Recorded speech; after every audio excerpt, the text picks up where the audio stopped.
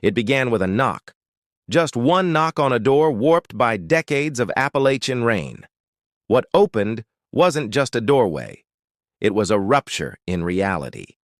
Inside stood men whose eyes carried stories no history book ever dared to print. Silence thicker than coal dust clung to the air. One man twitched with a rhythm only he understood. Another barked sharp, guttural sounds that weren't words, but somehow cut deeper than language. This was not a movie. This was not fiction. This was a family, hidden in the folds of West Virginia, revealed for the first time to the outside world. Within days, they were no longer neighbors in obscurity. They were the most infamous family in America. But behind the viral clips, the barking, the stares, lies a story darker, stranger, and far more human than anyone ever imagined. And if you think you already know the Whitakers, you don't. Before we dive into this haunting story, do me one quick favor. Hit subscribe so you don't miss what comes next, because every chapter here is a twist, and the final reveal will change how you see this family forever. And if you know someone who thinks they've seen it all online, share this with them. Trust me, they haven't. It began with a single knock on a weathered door, a sound that seemed to echo through the hollow hills as though the mountains themselves had been waiting for that moment to finally answer. The house stood crooked at the edge of odd West Virginia, its roof sagging like tired shoulders, windows clouded with years of coal dust, chain-link fences twisted and rusted, holding more ghosts than promises of security. When the door creaked open, silence rushed out like air escaping from a sealed tomb, and the first figure appeared, his eyes darting with a rhythm no outsider could ever translate or fully understand. His twitching face, nervous smile, and vacant stare formed a mask of confusion and resilience, leaving the visitor unsure if he was welcome or intruding on something sacred, fragile, and never meant to be disturbed. Behind him, another man lingered in shadows, his breathing deep, his movements deliberate, his presence almost protective, as if guarding not just a home, but a fragile world suspended in secrecy. And then came the sound, sharp and guttural, bursting from the throat of a shirtless man who moved with an animal rhythm, barking at the air as though speech had abandoned him long ago. The visitor froze, but curiosity held him captive, forcing his eyes to stay open, forcing him to absorb every detail of this strange reality where silence and chaos somehow existed in unspoken harmony. Every detail of that porch felt surreal. The warped boards beneath bare feet, the peeling paint clinging to wood like the last fragments of dignity, the air thick with the smell of damp earth and coal. The first impression wasn't pity, wasn't fear, but awe. The kind of awe that twists your stomach because you know you're looking at something both human and haunting, a story written in bloodlines and silence. This wasn't just another Appalachian home struggling to hold itself upright against time. This was the Whitaker family, men born into a lineage where branches stopped spreading outward and began looping endlessly inward. Generations had folded back on themselves like paper crumpling under pressure, leaving behind sons who spoke in grunts, who blinked at questions, who survived not with words but with instinct and unbreakable loyalty to each other. The visitor's name was whispered across the internet soon after. Mark, the man with the camera, the one who dared step onto a porch most neighbors avoided, the outsider who would reveal what few imagined. What his lens captured was not performance, not acting, but raw existence. Men standing in silence, shifting, twitching, barking, blinking, gestures and sounds that told a story more powerful than any carefully written script could deliver. That first encounter struck viewers like a slap.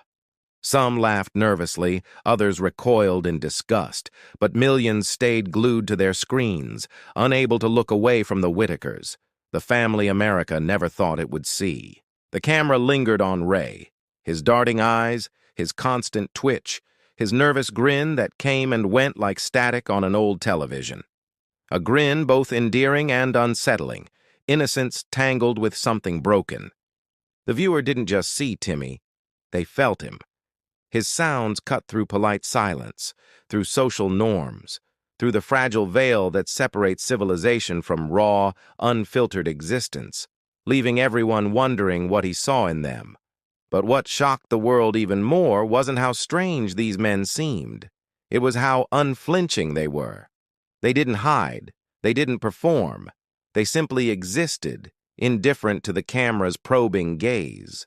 This wasn't a sideshow, though the internet rushed to treat it like one. This was a family unmasked, unwilling to conform, bound not by shame but by bonds forged in poverty, survival, and blood. The knock on that warped door had opened more than a home. It opened a reality most Americans had forgotten existed, one tucked away in hollows where roads ended and life folded inward on itself.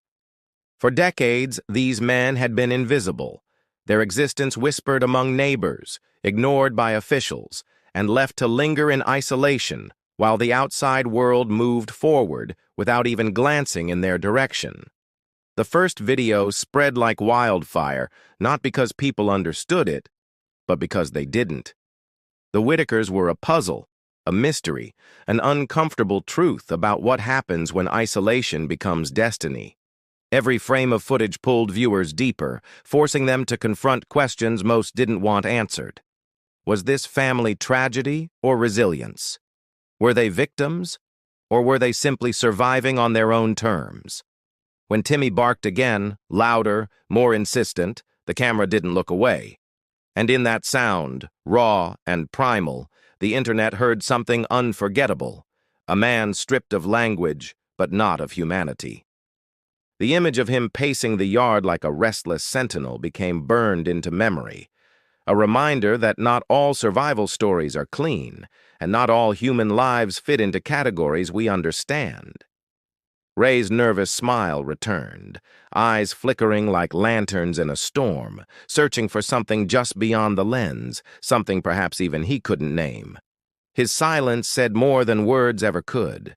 Another brother lingered by the trailer, his frame still, his expression unreadable, his presence grounding the scene with an unsettling weight, as though he knew their anonymity had already been stolen forever. By the time the visitor lowered his camera, history had shifted. The Whitakers were no longer hidden.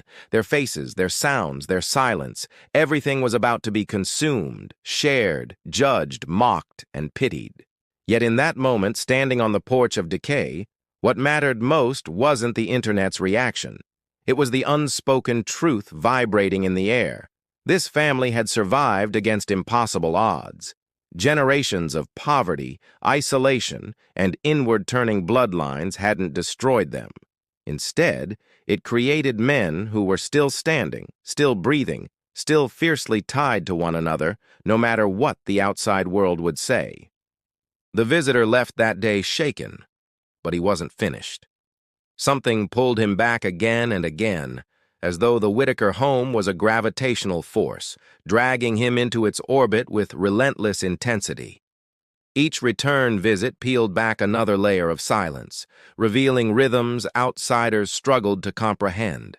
Meals eaten in quiet ritual, chores done with twitching hands, communication carried not by words, but by sound and gesture. The more the world saw, the more conflicted it became. Some saw deformity, others saw loyalty, some saw horror, others saw resilience. And beneath every reaction lay one unshakable truth. The Whitakers could not be ignored. The first knock had transformed them from shadows into mirrors, reflecting back an America people preferred to forget. An America of abandoned towns, collapsed economies, and families left to survive in ways outsiders couldn't imagine. The porch where Timmy barked, where Ray twitched, where silence reigned thicker than coal smoke, became a stage the Whitakers never asked for, a spotlight they neither sought nor fully understood had been turned on. And yet, the footage didn't just expose them, it immortalized them. No matter how the world judged, mocked, or pitied, the Whitakers' faces became etched into digital eternity, impossible to erase from memory once seen. The knock had been hesitant, almost uncertain, but the result was irreversible. The door to the Whitaker home had opened once, and once open, it could never truly be closed again. America thought it was peering into the life of a strange, inbred family. But what it was really seeing was itself, its failures, its neglect, its forgotten corners where survival twisted into something unrecognizable. The Whitakers never asked to be known, never auditioned for attention, never courted fame. Their only crime was answering a knock, allowing a stranger to capture their existence, and letting the world decide their meaning. That first chapter of their story ended not with answers, but with questions. And the loudest question of all was this: what would happen now that the world had finally found them? The story of the Whitakers cannot be understood without stepping back into the rugged folds of Appalachia, where towns like Odd were carved into mountains by men who swung picks in darkness and coughed coal dust into silence. When the mines closed, the men remained, anchored to land their fathers had worked, carrying surnames etched into tombstones that lined churchyards, names repeated so often they became chants echoing down generations, closing in tighter each passing year. Opportunities vanished like smoke. Schools ended after a handful of grades, work dried up, roads crumbled into ruts, and the only constant was family, the only company being the brothers, cousins, and sons born nearby. Isolation grew thick, an invisible wall rising between the hills and the outside world. Men here rarely traveled beyond county lines, and those who stayed found themselves circling back to the same surnames, marrying cousins, deepening the fold. What began as practicality slowly hardened into inevitability. To keep land, to keep company, to keep from dying alone, men turned inward, binding their blood tighter, forming roots that twisted around themselves instead of reaching outward. In Odd, West Virginia, this was not whispered scandal, but survival. Men knew no other way. A boy grew into a man, and the only potential companion was another relative, bound by proximity and need. Each generation thickened the bloodline, each union compressing the gene pool into something shallow, fragile, and volatile. What outsiders later saw as deformity was simply the visible echo of generations forced to collapse inward. The Whitakers carried this history on their faces, in their stares, in the twitching movements and guttural sounds of men born into circumstances designed not by choice, but by geography and economic abandonment. Imagine standing in a valley where the nearest city is hours away, where television signals flicker with static, where the outside world exists only as rumor told by a stranger who left and never returned. For men like Ray or Timmy, the world beyond Odd was as mythical as Atlantis. What mattered was kin, land, and the daily rhythm of survival, binding them tighter to family even as options shrank. This binding produced not only quirks of speech and movement, but an unshakable loyalty. Men might twitch, grunt, or bark, but they would never abandon one another, because blood, however tangled, was the only guarantee. Decades blurred into each other. Birth records grew thin, names recycled, surnames repeating endlessly like echoes bouncing against mountains. A family tree that should have branched outward instead spiraled inward, tighter, denser, and eventually unavoidable. By the time outsiders noticed, the genetic pool resembled a puddle rather than a stream. Traits once rare became permanent. Movements grew erratic, speech fragmented. Yet the men endured, not broken, but strangely stable in their cycle. Outsiders gasped at the idea of cousins marrying cousins, but within these hills, such unions were not depravity, they were survival. A man took a cousin as partner because there was no one else within reach. And what choice did he truly have? To leave meant abandoning land, memories, and kin. To stay meant repeating the same cycle, tightening bloodlines until the consequences became visible in the sons who followed. Men born into this spiral inherited more than DNA. They inherited silence, poverty, and an unspoken pact to endure. The Whitakers became not anomalies, but reflections of what happened when America abandoned entire regions. This wasn't medieval royalty collapsing under its own arrogance. This wasn't ancient dynasties poisoning themselves with privilege. This was Appalachia, a forgotten corridor where survival stripped men of choice, leaving blood to fold in upon itself. Timmy's barking, Ray's twitching, another cousin's vacant stare, these were not isolated accidents. They were the inevitable echoes of a gene pool shrinking generation after generation, until the blueprint began to copy itself with fragile precision. The blueprint eventually buckled. Movements lost fluidity, words fractured into fragments, eyes darted without clear focus. Yet within those cracks was not only fragility, but also a strange, stubborn resilience that kept these men alive. Outsiders saw deformity and recoiled. Insiders saw sons and brothers, men born of necessity, cared for and protected with unyielding loyalty. What looked chaotic was a rhythm, a system forged through repetition and endurance. Odd was aptly named, not just for the family within it, but for the town itself. Once alive with miners' footsteps, it decayed into silence, leaving behind men tethered to land that no longer sustained them. The Whitakers became symbols, though they never asked to be. Symbols of what happens when roads dead end, when jobs vanish, when the only inheritance passed down is poverty, silence, and the same repeating surname. And still, they did not collapse completely. They stood, weathered but upright, living proof that even bloodlines folded inward could not erase the fundamental instinct to survive, to protect, to remain bound as brothers. Each man carried his own version of the family's legacy. One twitched, another barked, another lingered silently in shadows. None of them explained, none apologized, none attempted to be anything other than themselves. This authenticity disturbed outsiders because it stripped away illusions. The Whitakers exposed what happens when survival becomes insular, when community shrinks to a single house, when brothers carry the weight of generations upon twitching shoulders. To understand them fully, one must picture not just their faces but their context. Hollow hills, abandoned coal towns, empty roads, sagging porches, and a silence so heavy it warped even the sound of language. Generational poverty is a prison without walls. The Whitakers never broke free. Instead, they made the prison home, building routines, creating bonds, forming an unspoken code that valued blood above everything else outsiders measured.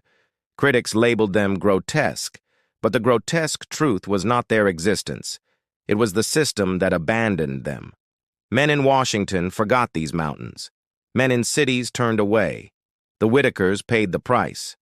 Their story is not one of villainy but inheritance. They inherited poverty, isolation, silence, and looping bloodlines. They did not create the conditions. They were born into them, expected to endure without complaint. This endurance shaped them into something paradoxical. Fragile, yet unbreakable. Impaired, yet deeply loyal.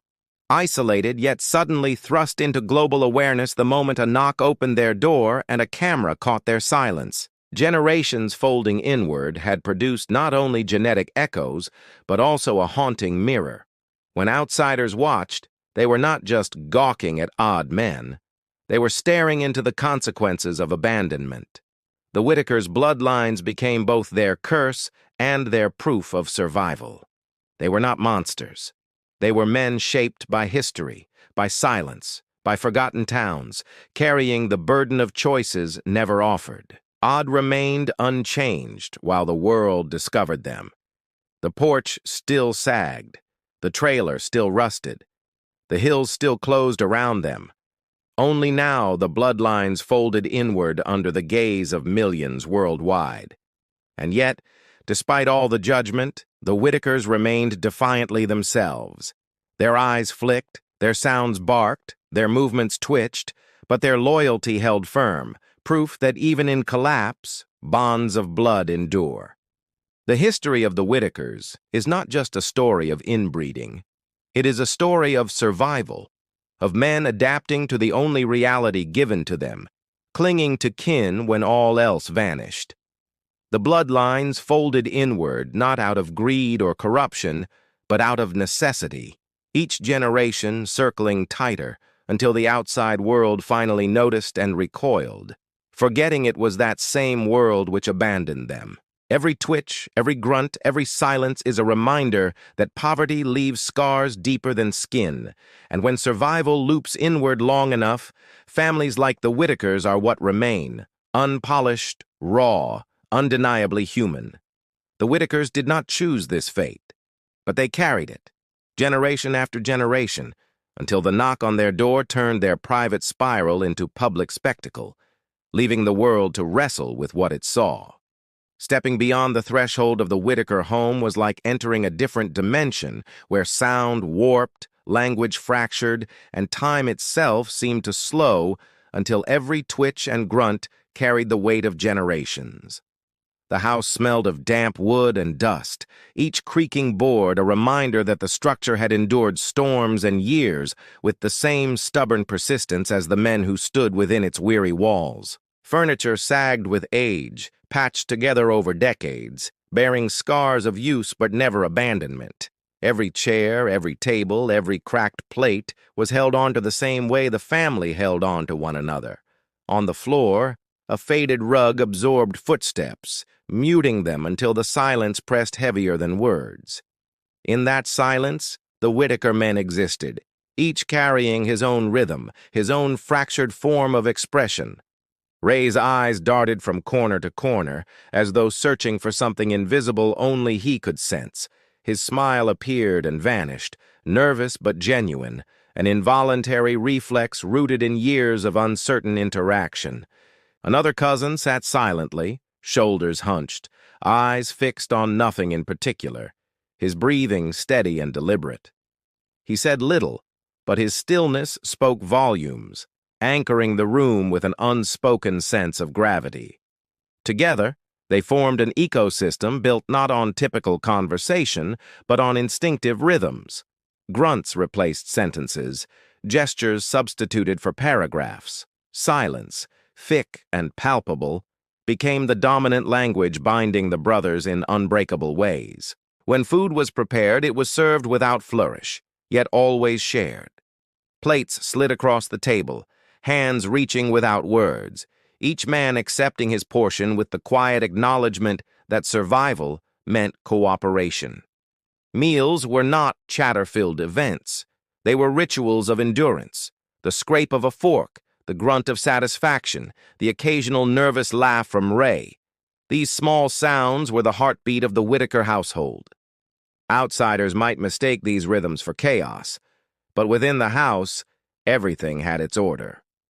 Each man knew his place, his role, and his contribution, however unconventional it appeared to those peering through cameras. Timmy's sudden barking would shatter the quiet, startling to strangers but routine to the family. No one flinched, no one corrected him. Instead, they accepted his voice as natural, vital, and uniquely his own.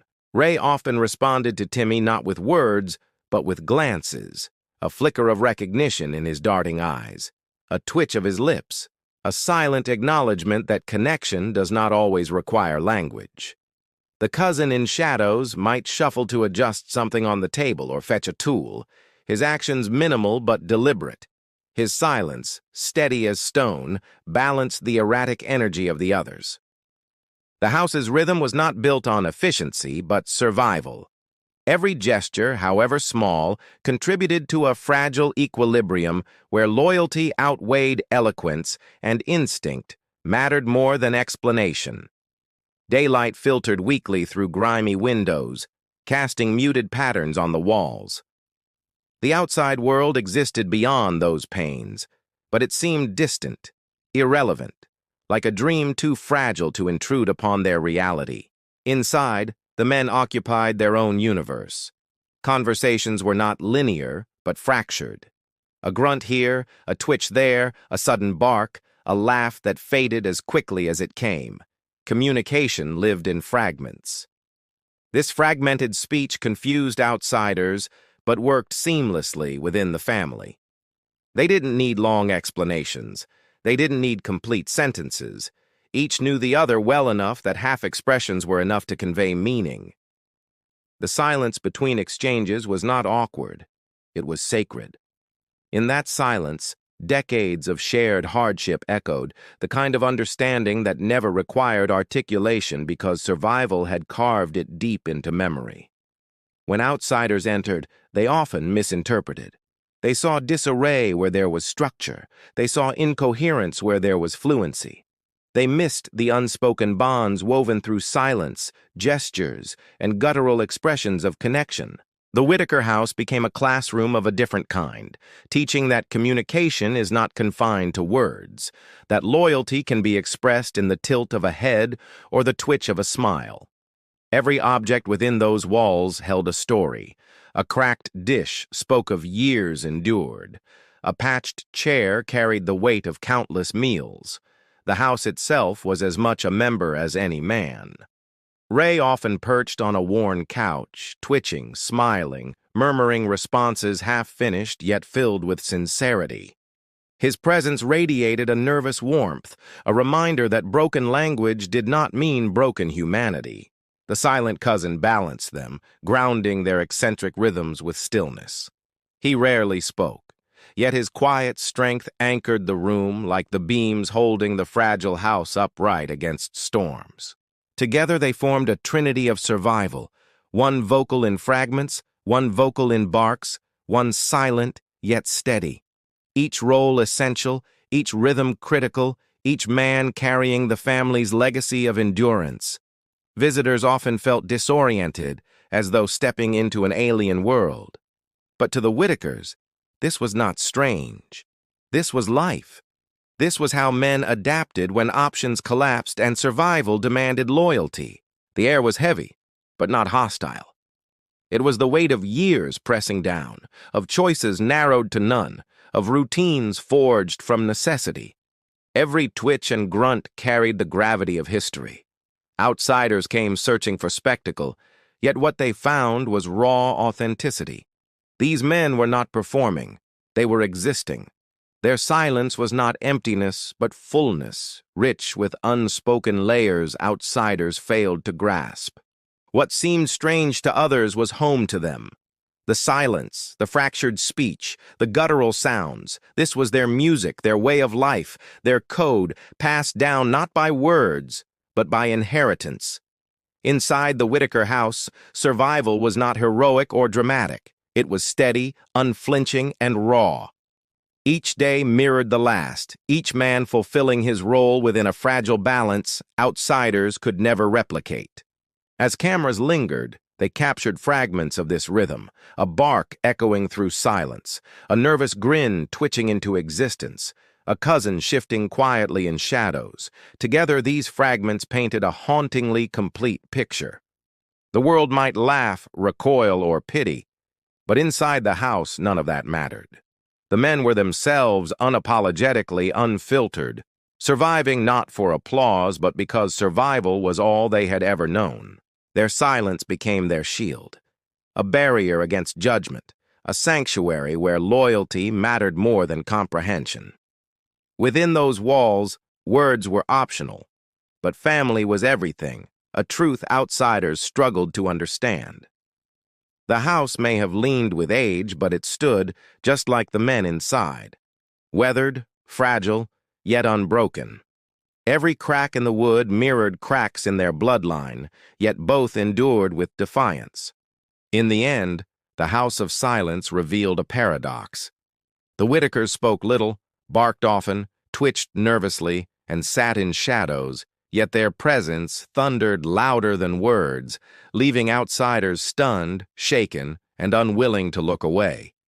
The first video was uploaded quietly, without announcement or fanfare, a simple title, an unassuming thumbnail showing a crooked porch, wide eyes, twitching stares, and a shirtless man barking into a lens that never blinked.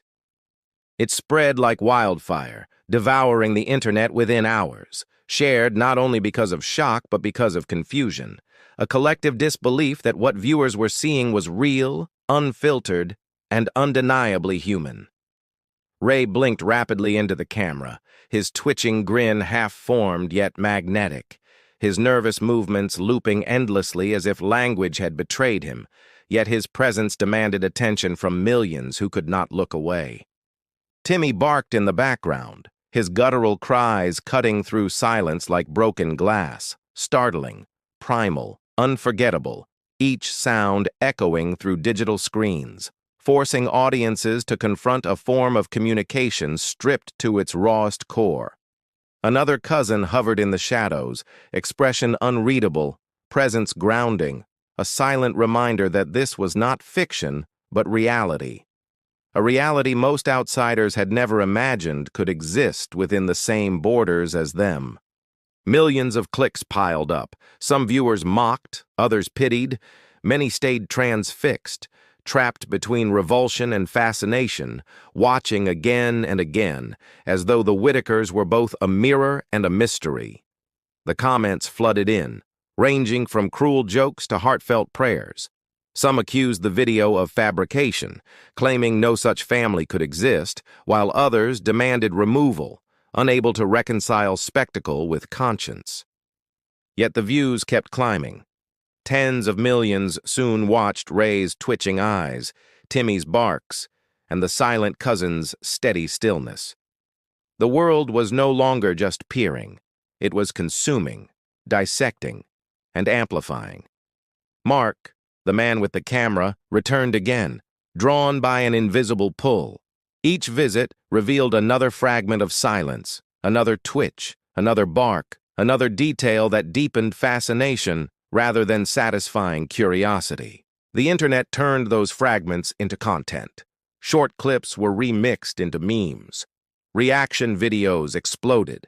Entire channels devoted themselves to replaying the Whitakers, framing them as sideshow, as spectacle, as digital legend. But not all responses were cruel. Donations poured in, small amounts at first, then larger, enough to fix roofs, patch porches, and stock cupboards. Strangers from distant states suddenly cared about men they had never met. Groceries appeared on shelves. Clothes replaced worn garments. For the first time in decades, the Whitakers felt support beyond their hollow valley, though they never asked for it, never sought it, never understood the scale. Yet the line blurred. Was this help or exploitation? Was the attention compassion or voyeurism? Each share carried both judgment and sympathy, binding the Whitakers to a spotlight they could not extinguish. Ray blinked at cameras with nervous smiles, unaware that his face was now plastered on millions of screens, dissected frame by strangers, debating whether to laugh, cry, or simply stare in silence. Timmy barked louder, pacing the yard, oblivious that his sounds were now broadcast globally, sparking debates about genetics, poverty, survival, and the uncomfortable truth of what happens when isolation twists inward for generations. The cousin in shadows remained steady, his silence shielding him, yet even he became part of the spectacle. Every twitch, every grunt, every pause was captured, replayed, judged, and shared like currency. Odd, West Virginia, once invisible, became infamous.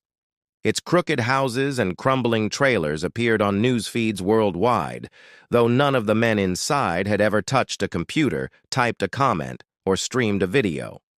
The irony was haunting. The Whitakers never asked to be famous. They opened a door to a stranger with a camera, and the world barged in, consuming their silence like entertainment, dissecting their lives. And still, the visits continued. Mark returned with his lens, each time greeted by Ray's twitching grin, Timmy's guttural bark, the cousin's heavy silence, all immortalized in digital archives impossible to erase. Each new video added millions more views, each new clip feeding a cycle where the Whitakers became symbols, their existence reduced to viral moments, even as they continued living the same rhythms unchanged. Viewers argued fiercely. Some demanded more help, insisting donations be used for healthcare, repairs, or education. Others condemned the exploitation, accusing Mark of using the men as props for his growing audience. But the truth was complicated. The Whitakers gained groceries, patched roofs, fixed porches, and occasional medical attention. Yet they also lost anonymity, their faces and sounds etched permanently into the memory of strangers. Ray's grin no longer belonged just to him. Timmy's bark no longer echoed just across the yard. The cousins' silence no longer rested only within odd. They were now public property, consumed globally. Mark claimed his intentions were pure, that he wanted awareness, empathy, and donations. Some believed him. Others accused him of turning private suffering into public theater. The debate raged louder than the men's own voices. Through it all, the Whitakers remained unchanged.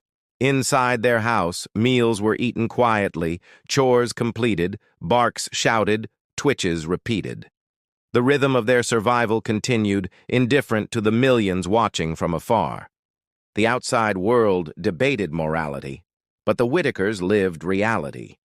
To them, the porch remained a gathering place, the yard a stage for Timmy's pacing, the silence their language, the loyalty their unshakable code. And yet, something had shifted. Their once private existence had been cracked open, and no matter how still they remained, the world now peered through that door endlessly, refusing to ever let it close. Odd transformed from forgotten coal town to infamous curiosity. Strangers drove miles hoping to glimpse the house. Drones flew overhead. Tourists lingered at fences, eager to confirm the reality they had only seen online. The men inside never invited this attention, never understood its mechanics, never asked for it. But they endured it, the same way they endured poverty, silence, and inward-turning bloodlines, by holding to one another. For many, this endurance became the most haunting revelation. The Whitakers did not crumble under scrutiny. They simply continued, unflinching, their rhythms as steady as before, proving survival does not require understanding, only loyalty. The world could not look away. Every twitch, every bark, every silence became addictive, a grotesque yet mesmerizing spectacle. But beneath it all was a deeper story most refused to confront directly. The Whitakers were not monsters, not performers, not willing participants in entertainment. They were men surviving forgotten histories, thrust into spotlight without choice, their silence amplified louder than words, their existence now permanently remembered. And as the videos spread further, the question grew heavier. Was this fame salvation, or was it another form of abandonment disguised as fascination?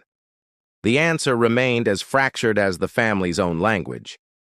The knock had opened the door, the camera had captured their silence, and the world had turned it viral. But what no one could yet know was the price that visibility would demand. The first consequence of the Whitakers' sudden visibility was confusion. The men had no understanding of what internet fame meant, no grasp of screens or algorithms, only that strangers now arrived with gifts, cameras, and questions.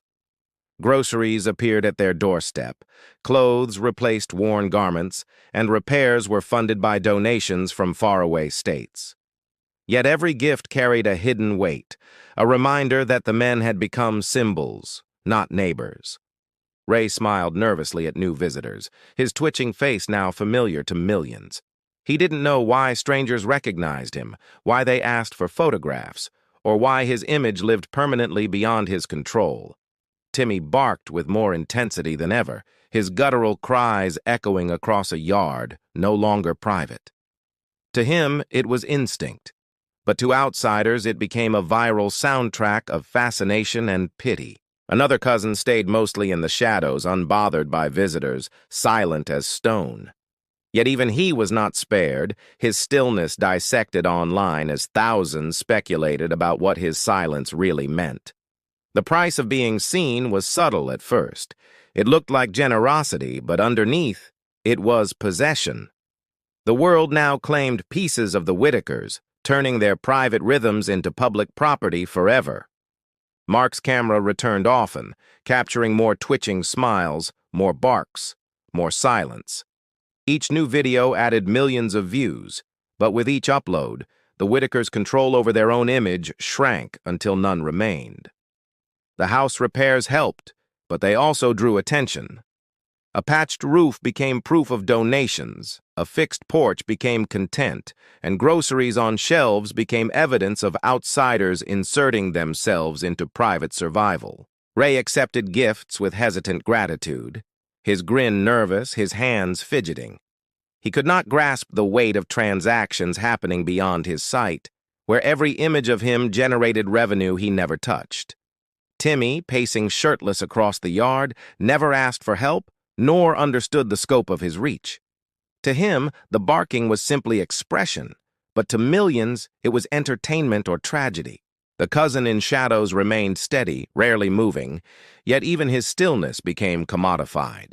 His silence fueled speculation, theories, and endless analysis from viewers who projected meaning onto moments that were never theirs to own. The internet blurred compassion with exploitation. Donations and memes flowed side by side. For every gift sent, a cruel joke was written. For every supportive message, a mocking video spread across platforms. The Whitakers bore it quietly, not because they accepted it, but because they had no understanding of it. They could not fight for privacy because privacy had already been stripped from their world. Mark insisted his intentions were noble, claiming he sought awareness, empathy, and support. Some believed him. Others accused him of exploiting men unable to comprehend their fame, reducing them to characters in a sideshow. This debate raged endlessly online, louder than the Whitakers' own voices, drowning out their humanity in waves of arguments about morality, content, and whether showing their lives was service or spectacle. Meanwhile, the Whitakers lived unchanged rhythms. Ray twitched and smiled nervously. Timmy barked and paced. The cousin lingered silently in shadows. Fame had altered their visibility, but not their reality, leaving them unknowingly trapped between worlds. Odd, West Virginia became infamous. Strangers visited fences, snapping photos, recording videos, hoping for glimpses of men whose faces they knew better than their own neighbors. The hollow town had become a tourist curiosity. The Whitakers never asked for such attention, never invited it, never consented to becoming legends. Yet the door had opened once, and once opened, the flood of recognition could never be shut. The price deepened when men who never traveled beyond their yard became recognizable globally. Their names, their images, their sounds spread faster than they could comprehend, etching them permanently into cultural memory. Every nervous smile, every guttural bark, every moment of silence carried a digital shadow, replayed endlessly, stripped of context, leaving the men immortalized in fragments that audiences consumed without considering the human beneath. For Ray, fame meant a camera catching his every twitch. For Timmy, it meant his voice was no longer his alone. For the cousin, it meant his silence was never private again. The internet's fascination transformed the Whitakers into an ongoing experiment of empathy versus exploitation. Every donation was met with criticism, every video with questions about who truly benefited, and every comment with moral conflict.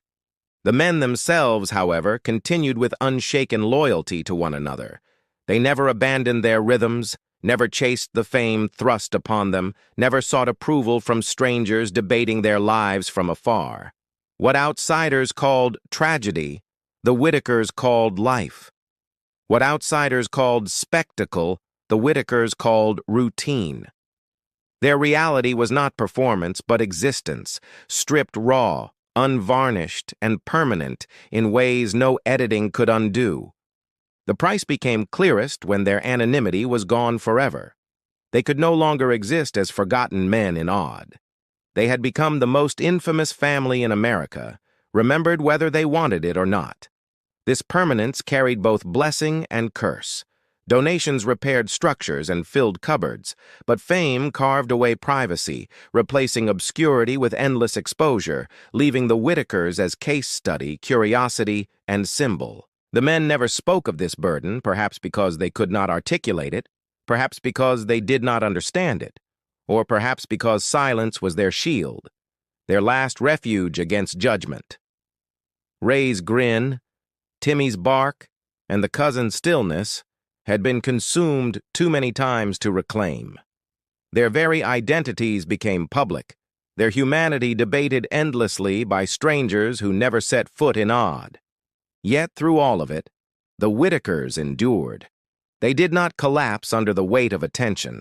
They simply continued as before, proving survival was not dependent on public perception, but on loyalty to one another. Their endurance, however, did not erase the haunting truth. The price of being seen was heavy, and whether it was worth paying remained a question the Whitakers themselves never asked, yet the world debated endlessly. The men remained symbols of survival, reflections of poverty and abandonment, reminders of forgotten towns and folded bloodlines. But being symbols meant they could never again be just men living quietly in obscurity. The outside world had claimed them, turned them into legend, etched them into memory. The Whitakers could never return to silence because silence itself had been broadcast, replayed, and amplified beyond repair. This was the ultimate price of being seen. To be noticed was to be consumed. To be consumed was to be remembered. And to be remembered was to lose control of one's own story. And so the Whitakers lived on, twitching, barking, silent, loyal, their private rhythms immortalized against their will, their lives transformed into fragments carried across screens, a mirror America could not stop staring into. The Whitakers were never meant to be famous, yet their faces now linger like echoes across screens, haunting proof of what happens when a nation forgets entire valleys, leaving men to survive on blood and silence. Odd, West Virginia became more than a town. It became a metaphor, a cracked mirror reflecting the consequences of collapse, the scars of abandonment, and the resilience of men who endured in ways outsiders could barely comprehend.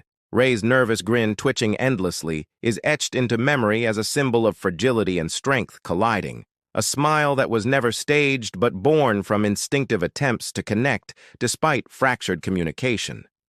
Timmy's guttural barks remain unforgettable, a soundtrack of survival that defied language, a primal declaration that even without words, presence matters. Existence has meaning, and silence cannot erase the raw pulse of human life. The cousin in shadows carried another truth, that stillness itself can speak volumes.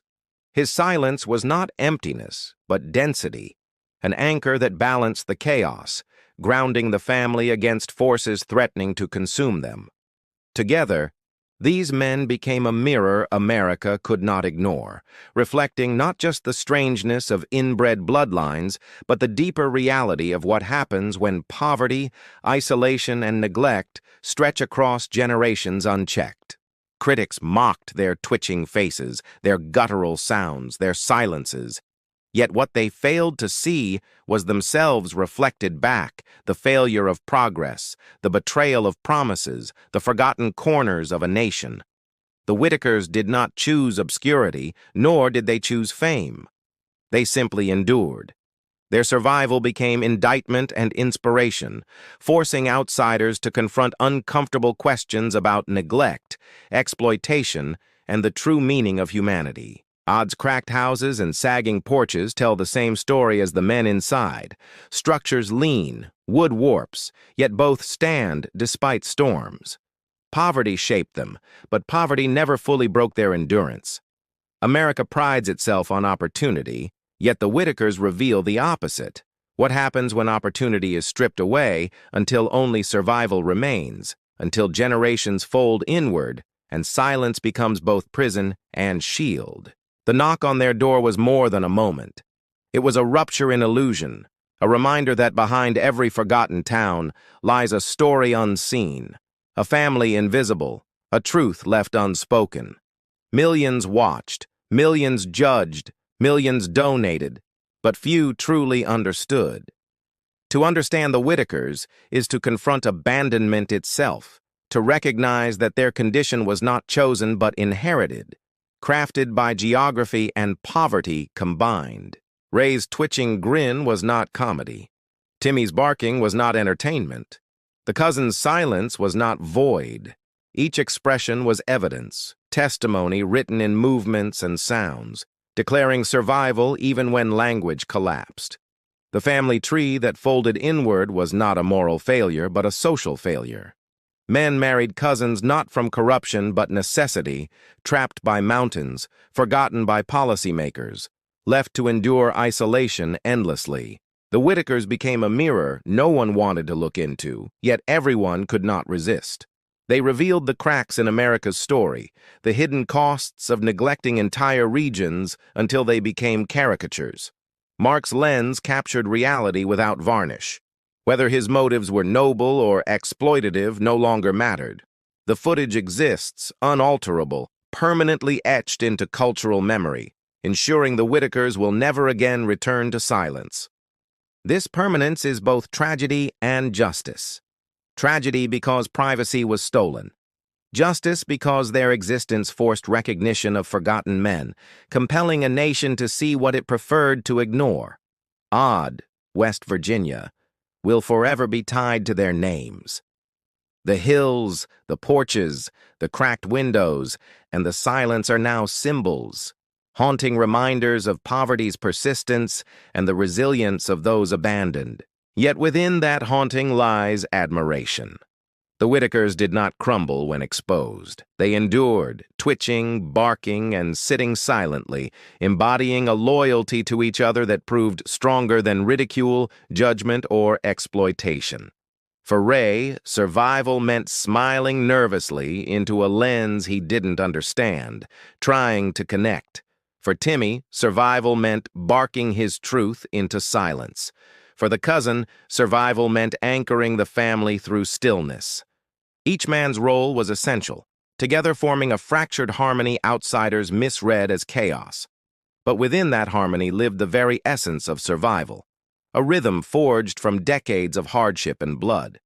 America laughed, pitied, donated, argued, but in the end it could not dismiss them.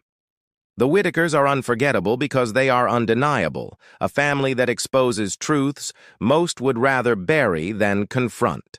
The mirror they hold up is cracked, uncomfortable, but necessary. It reflects poverty ignored, policies failed, communities abandoned, and the stubborn endurance of men who carried legacies written not in opportunity, but in silence.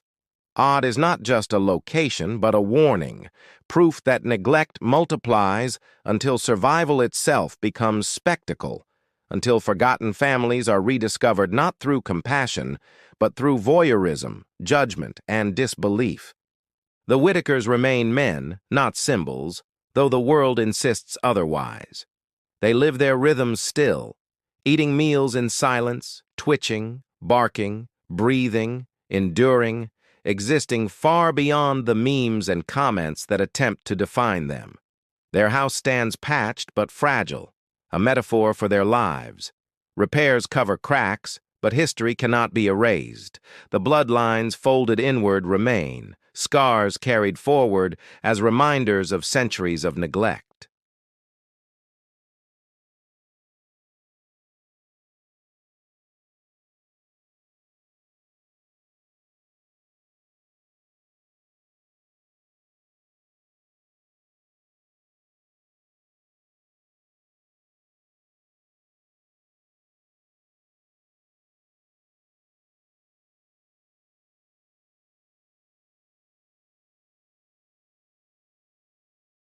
Ray's twitching smile, Timmy's guttural bark, the cousin's heavy silence, all endure beyond context, etched into cultural consciousness as reminders of both fragility and strength, tragedy and resilience, despair and loyalty combined. They remain not as entertainment but as testimony, evidence that men can survive in forms society refuses to acknowledge, proving that life persists even when twisted by forces far beyond personal control. The Whitakers' legacy is not in what they lacked, but in what they embodied. Unbreakable loyalty, raw authenticity, survival against odds so suffocating that most outsiders would not have endured a single generation. They stand as a cracked mirror, uncomfortable yet essential, a reflection of America's abandoned corners, its forgotten families, its broken promises, and its stubborn truth that survival does not require approval, only endurance. Odd will remain quiet, but the Whitakers will never again be unseen.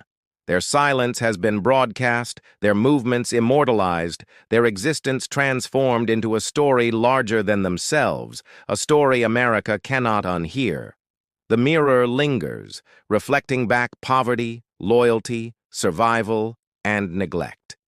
And though millions scroll to the next distraction, the Whitakers remain, etched into memory, reminding all who saw them that silence too carries weight. The price of being seen was heavy, but the impact was undeniable. The Whitakers are unforgettable because they expose truths about survival, endurance, and abandonment, truths no nation can ignore without confronting itself. And so the Whitakers remain, living their rhythms, existing within patched walls, embodying the uncomfortable truth of America's forgotten corners. They are men, survivors, mirrors, and reminders that silence does not erase humanity. Their story does not end with viral fame or repaired porches. It continues every day in Odd, where men endure, twitch, bark, and remain loyal, proof that even in neglect, life persists defiantly. The mirror they hold may be cracked, but it is clear. And in its reflection, America sees itself, its failures, its neglect, its resilience, and knows that the Whitakers can never again be forgotten.